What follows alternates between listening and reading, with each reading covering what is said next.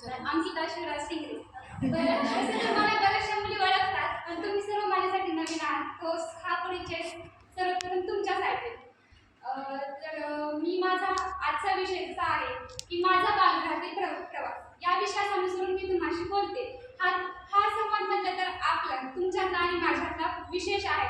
म्हणजे मी माझा प्रवास जो अनुभवला आहे तो प्रवास मी तुमच्याशी शेअर करणार आहे आज. खरं तर मी बालगृहामध्ये 2014 मध्ये आले होते. म्हणजे मी गेली 7 ते 8 वर्ष बालगृहामध्ये राहिलेली आहे आणि हा अनुभव तुम्हाला मला आज सांगायला तर संधी भेटली. त्याबद्दल मी सर्व आजचा जो कार्यक्रम आयोजित केलेला आहे आयोजकांनी मी त्यांचे आभार मानते.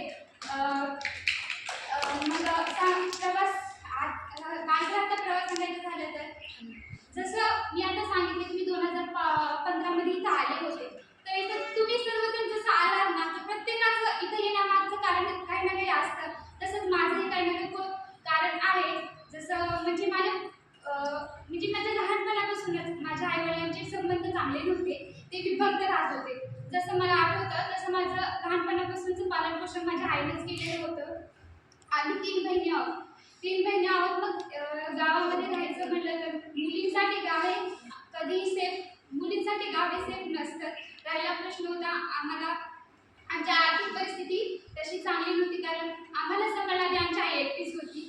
मग प्रश्न होता आमच्या आईला की आता मुलींना पुढे काय करायचं, मुलींचं पालनपोषण कसं करायचं, मी तर एकटी स्त्री आहे.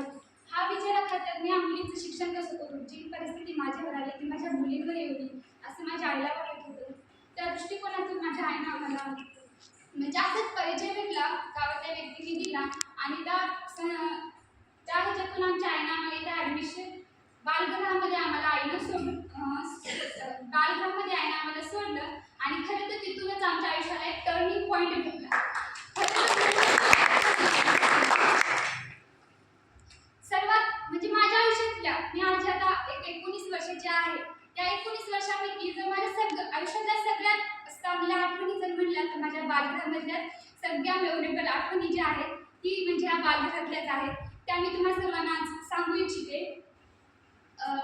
मी जेव्हा बालगृहामध्ये आले तेव्हा मी 5वीच्या वर्गामध्ये होते. तर मला जी आपली प्राथमिक विद्यामंदिर शाळा आहे तिथे जेव्हा आपल्या मुली आणखीन पण जातात तिथे मला प्रवेश मिळवून देण्यात आला. ती शाळा होती 7वी पर्यंतच. त्याच्यानंतर जिजामाता शाळेमध्ये मी 10वी पर्यंत शिक्षण घेतलं. त्याच्यानंतर 11वी 12वी महात्मा बसवेश्वरराव कॉलेजमध्ये केली. या सर्व कालावधीमध्ये मला जेव्हा जिथे मी खचले, जिथे मी चुकत गेले त्या ठिकाणी मला प्रत्येक कर्मचाऱ्यांनी तिथे माझी चूक दाखवून दिली आणि मी ती सुधारले. मी सुधारले आणि त्याच्यातून मी घडले. आणि आपल्या बालगृहाबद्दल सांगायचं झालं ना तर एक महत्त्वाची गोष्ट आपण प्रत्येक बालगृहात तुम्ही आपल्या प्रत्येक अशा बऱ्याच मुली आहेत की तुम्ही इतर बालगृहातून आमच्या बालगृहामध्ये आलेला आहात. तुम्हाला माहितीच आहे त्या बालगृहामधला आणि आमच्या बालगृहामधला फरक. मी ह्याला बालगृह म्हणणारच नाही कारण हे माझं घरच आहे. कारण घर म्हणून सांगायची गरज नाही तर आत्तापर्यंत बोललेल्या प्रत्येक मुलीने म्हणलं की हे माझं घर आहे. कारण घर काय आहे तर इतर बालगृहामध्ये बोललं जातं सर मॅडम काकू असं त्यांना म्हणजे एक रिस्पेक्टफुली सर मॅडम आपल्यापणा त्यांच्या बोलण्यामध्ये नसतो. पण आपल्या बालगृहामध्ये काकू दादा ताई दीदी आपल्यामध्ये एक नाते एक परिवार एक कुटुंबाचं नातेसंबंध जे निर्माण केलं जातं त्याच्यामधून आपल्याकडे आपुलकी निर्माण होते. आपल्यावर संस्कार चांगले केले जातात. त्याचबरोबर सगळे सण वार उत्सव जे आपल्या घरामध्ये केले जातात तेच उत्सव इथं केले जातात. त्याच्यामुळे मला कधीही वाटत नाही की मी बालगृहात राहते. मला नेहमीच वाटतं की मी कुटुंबात राहते माझ्या. आणि असं माझं बालपण एका घरामध्ये राहिल्याप्रमाणेच चांगल्या संस्कारात मी वाढत गेले.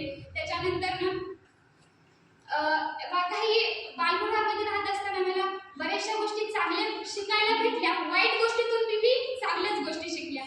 जसं आता म्हणजे जसं वेगवेगळ्या केसेसमधून